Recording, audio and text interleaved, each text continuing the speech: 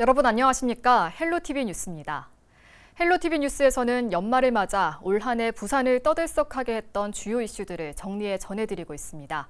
지난 시간에 이어 오늘은 부산의 10대 뉴스 3위부터 1위까지 전해드립니다.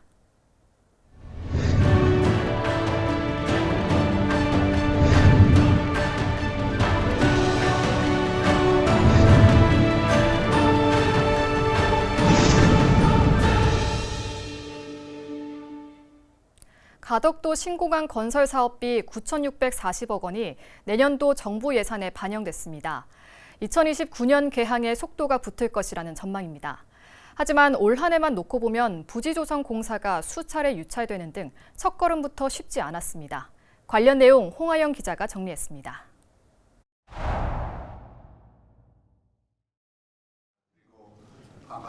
지난 1월 부산시가 가덕도 신공항에 청사진을 발표했습니다. 2040년 국제노선 100개, 국제환승노선 150개 운영을 목표로 세계 50대 메가공항으로 진입하겠다는 겁니다.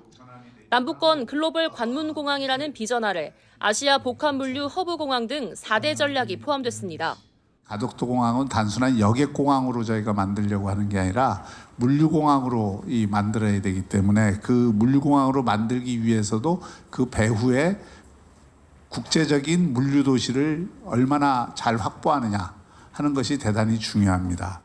부산시가 추정하는 가덕 신공항 항공화물 수요는 오는 2040년 100만 톤, 2050년 130만 톤입니다. 하지만 국토교통부 계획대로라면 이 같은 수요를 감당하기 힘들 것이란 우려가 나왔습니다. 항공 수요를 동남권으로 한정해 보수적으로 예측하면서 활주로가 하나로 계획됐기 때문입니다.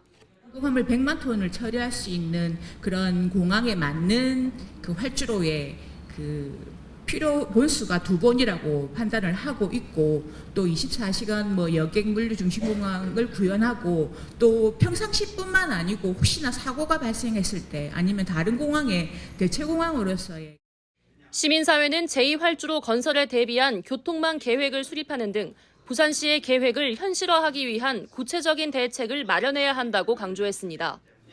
지난 5월 31일에는 가덕도 신공항 건설을 책임질 가덕도 신공항 건설공단이 출범했습니다. 신공항 건설공단은 2029년 개항을 목표로 매립과 시설 공사를 비롯해 공항 건설을 위한 전문 조직으로 역할을 수행하게 됩니다. 하지만 사업은 첫걸음부터 삐걱댔습니다. 부지조성 공사에 대한 참가 자격 사전 적격 심사를 위한 입찰에 서류를 낸 건설사가 한 곳도 없어 유찰된 겁니다. 10조 원이 넘는 막대한 사업비 규모, 또 수년 동안 돌발 상황에 대응해야 하는 위험이 있는 공사지만 공동도급을 2개 업체까지만 허용하다 보니 건설사들이 부담을 느낀 것으로 분석됐습니다.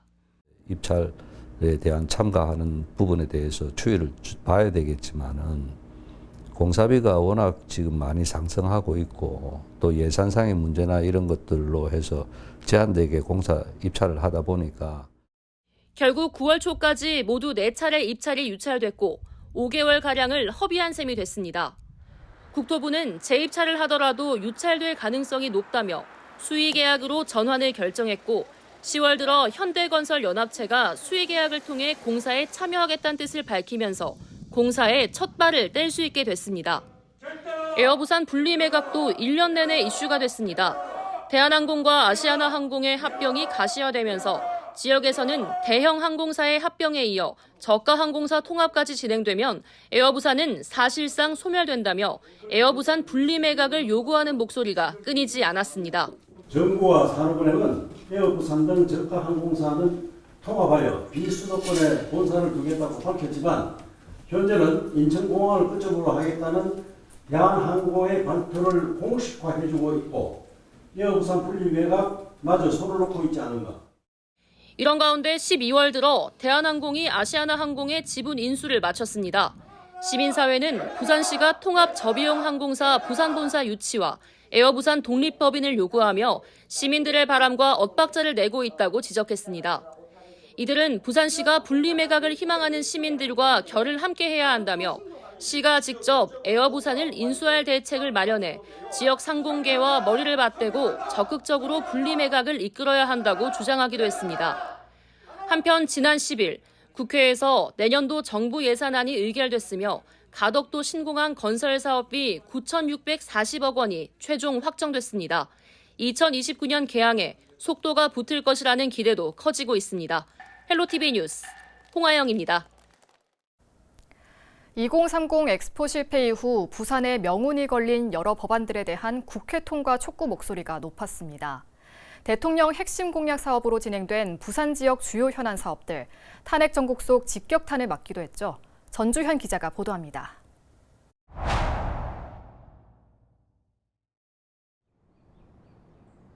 인구 유출과 지방 소멸 위기 속에 시민 10명 중 9명은 수도권 중심주의에서 벗어날 수 있는 지방 분권과 균형 발전 정책의 필요성을 인식하고 있습니다. 하지만 지방 분권과 균형 발전, 아직 가야 할 길이 멉니다. 저출생과 고령화, 지역 소멸 위기에 대응하기 위한 글로벌 허브 도시 특별법 입법과 산업은행 이전법 개정 등 부산의 명운이 달린 법안이 상임위원회 문턱조차 넘지 못하고 있기 때문입니다. 법안은 물류와 금융, 첨단 산업 등을 육성할 수 있도록 다수의 규제 자유 특구 지정을 가능하게 했고 세금 면제 등의 폭넓은 지원도 뒷받침될 수 있도록 했습니다. 부산을 거점으로 울산, 경남 및 남북권 전체의 발전 동력을 확보하여 수도권과 양날개로 대한민국의 지속 가능한 발전 토대를 구축하려는 국가적 차원의 핵심 과제임을 부산시와 관계부처 간 협의까지 마무리됐지만 법안 통과까지 국회 행정안전위원회 법안 소위원회와 법사위 본회의까지 절차를 거쳐야 합니다. 법 개정을 위해선 야당의 협조가 절실하다는 의미입니다. 하지만 지난 총선에서 한 명의 민주당 후보만이 국회에 입성했고 그 여파가 지역에 영향을 주고 있습니다. 지금의 그 총선 계획을 보면은 아주 부산은 굉장히 불리합니다. 민주당 또는 국힘이 다 도와주기 힘든 입장에 놓였습니다. 부산의 목소리를 대변할 야당 국회의원이 한 명뿐인 상황에서 예상대로 민주당의 최대 표밭인 서울과 수도권 지역 일부 국회의원들의 법안 발목 잡기가 극심합니다. 지난달 박형준 부산시장은 글로벌 허브 도시 특별법의 조속한 심사와 연내 통과를 촉구하며 국회를 찾아 천막농성을 벌였지만 예상치 못한 탄핵 정국의 연내 통과는 사실상 물 건너간 분위기입니다. 부산에 새로운 도약의 날개를 달아줄 글로벌 허브 도시 특별법뿐만 아니라 산업은행 부산 이전은 무산 가능성까지 제기되고 있습니다.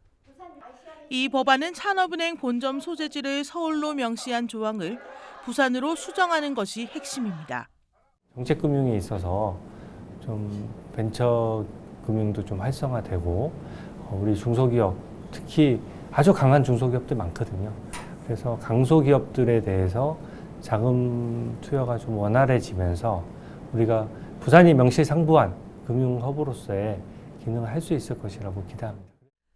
산업은행 부산 이전을 위한 행정 절차는 마무리한 상태입니다. 하지만 산업은행 부산 이전을 반대해왔던 박홍배 전국금융산업노동조합 위원장까지 국회에 입성하면서 산업은행 부산 이전은 22대 국회에선 제대로 된 논의조차 이뤄지지 못하고 있습니다. 일각에서는 당장 산업은행 본점 이전이 어렵다면 이전 범위를 좁혀 부산과 관계 있는 해양금융 등의 기능과 조직부터라도 먼저 옮길 수 있도록 해야 한다는 의견도 나옵니다.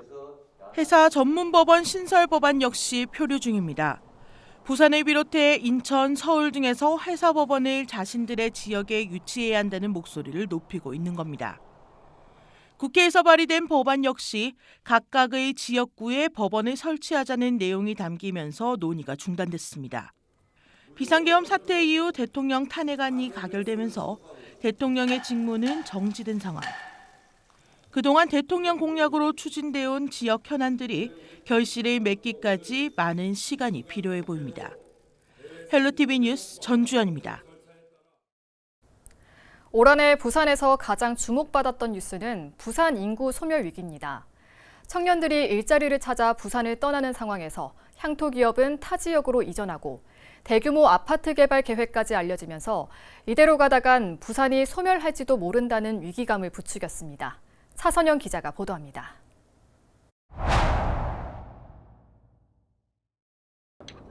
올해 3월 부산이 광역시 중에 처음으로 소멸 위험 단계에 들어섰다는 소식은 지역사회에 큰 충격을 줬습니다.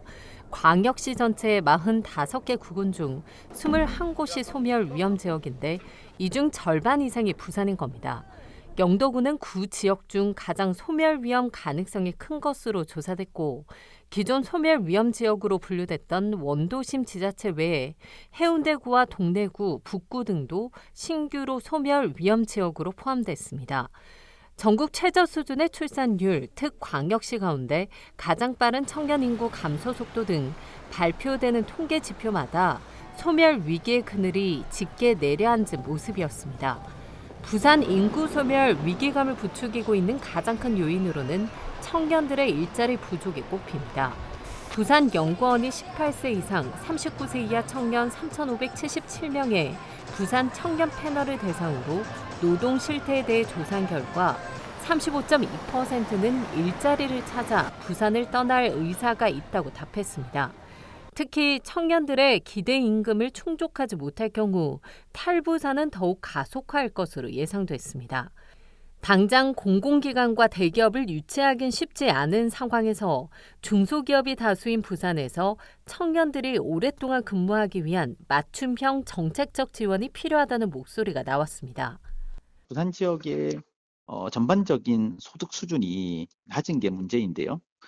그래서 청년들의 실질 임금 보전을 위한 소득 지원 정책들이 확대될 필요가 있다고 생각이 듭니다. 예를 들면 복지 포인트 형태인 일하는 기쁨 카드의 적용 인원을 좀 확대하는 방안들.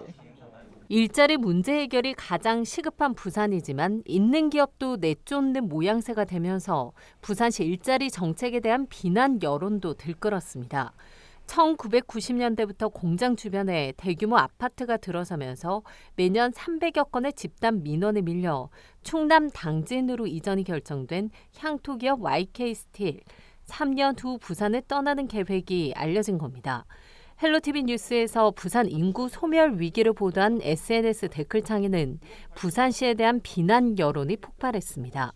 60년 된 우량 기업을 몰아냈다는 비판부터 중공업 지대의 아파트 건설 허가 자체가 문제라는 목소리가 이어졌습니다.